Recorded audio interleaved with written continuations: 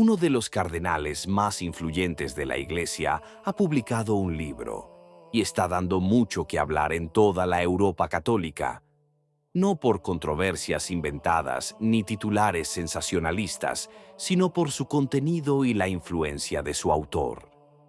Y en su interior hay una palabra que nadie esperaba. La palabra es paganismo, no fuera de la Iglesia, dentro. Esa misma semana, en Francia, 3 sacerdotes fueron expulsados por una sotana, por una misa en latín. 2 historias, una sola verdad. Al final de este vídeo comprenderás por qué estos 2 acontecimientos, un libro de un cardenal africano y la expulsión de 3 sacerdotes en Francia, son en realidad la misma historia. Reconstruyamos la secuencia. El 4 de mayo de 2026, la revista francesa La Nef publicó una larga entrevista con el cardenal Robert Sarah. El título del artículo es El regreso del paganismo dentro de la Iglesia. El regreso del paganismo dentro de la Iglesia. Un título que no deja lugar a dudas. La entrevista se extrae del nuevo libro del cardenal, 2050, escrito con el periodista Nicolas Diat y publicado por Fayard. 2188 páginas.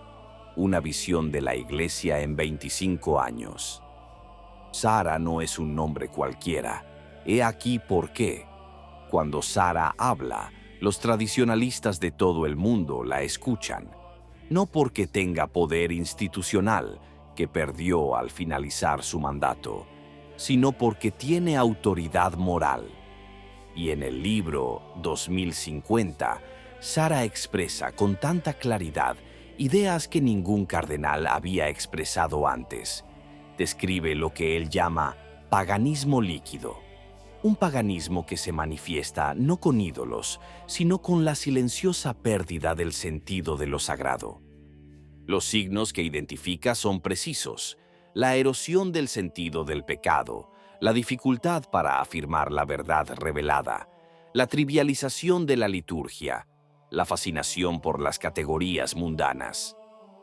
Cuando la fe se reduce a un lenguaje sociológico, escribe Sarah, resurge algo de paganismo, en la forma moderna del hombre que se sitúa en el centro. Ya no es Dios quien está en el centro, es el hombre, y eso es paganismo.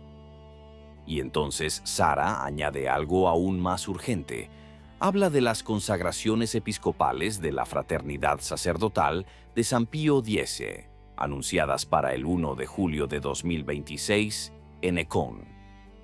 Afirma que la situación es objetivamente grave y que le entristece profundamente, y pide explícitamente a los fieles que recen para evitar lo irreparable. Un cardenal que pide oraciones, no declaraciones, no excomuniones, oración, porque sabe que hay mucho en juego. Aquí necesitamos entender exactamente qué está sucediendo, porque la segunda historia de esta semana es la manifestación concreta de lo que Sarah describe en términos abstractos. Norte de Francia, departamento de Somme. El 27 de abril de 2026, el obispo Gérard Lestang de la diócesis de Amiens anunció que 3 sacerdotes no renovarían sus mandatos. Los 3 sacerdotes son el padre François-Régis Favre, el padre Éloi Legrand y el padre Pierre-Marie Brochery. Llegaron en septiembre de 2025 procedentes de la diócesis de Fréjus-Toulon, durante años refugio del catolicismo tradicional en el sur de Francia. ¿Qué habían hecho tan grave como para ser expulsados? Llevaban sotanas, celebraban el Novus Ordo parcialmente en latín, enseñaban la moral católica sin concesiones. El obispo Lestang declara oficialmente que el problema no radica en la sotana ni en el latín. Según él, el problema es un conflicto relacional con las comunidades. Pero los medios locales cuentan una historia diferente. El periódico Ici publica un titular que no deja lugar a dudas. 3 sacerdotes excesivamente tradicionalistas destituidos de la diócesis, excesivamente tradicionalistas. Esas son las palabras que utiliza. Lo que vemos es solo la superficie. Fdesush informa de un detalle aún más significativo. Las quejas contra los 3 sacerdotes provenían principalmente de paroissiens de gauche, feligreses de izquierda, no por católicos escandalizados por los abusos, no por creyentes preocupados por irregularidades doctrinales, por creyentes de izquierda, que se sentían perturbados por sacerdotes que rezaban en latín y vestían sotanas. Y el obispo estuvo de acuerdo con ellos. Destituyó a los 3 sacerdotes, optó por la paz con los fieles de izquierda y destituyó a los sacerdotes que defendían la tradición. Este es el meollo de la cuestión. Sara presiente que el paganismo se ha infiltrado en la iglesia. La liturgia está vacía, el sentido del pecado se ha erosionado y la moralidad se encuentra en constante negociación. Y los 3 sacerdotes de Amiens fueron expulsados precisamente por combatir ese paganismo. La sotana es el símbolo de lo sagrado. La misa en latín es el baluarte de la liturgia tradicional. La enseñanza moral es la respuesta al relativismo. La pregunta que todo creyente se hace al enfrentarse a estas 2 historias es precisa. ¿Cuándo se volvió aceptable destituir a un sacerdote por rezar en latín y llevar sotana? ¿Por qué el obispo Lestang no dijo la verdad públicamente? ¿Por qué ocultar la verdadera razón y hablar de un conflicto relacional en lugar de reconocer abiertamente que existía un conflicto litúrgico y doctrinal? Las mentiras institucionales suelen ser más reveladoras que la verdad que ocultan. El cardenal Sara tituló su libro 2050.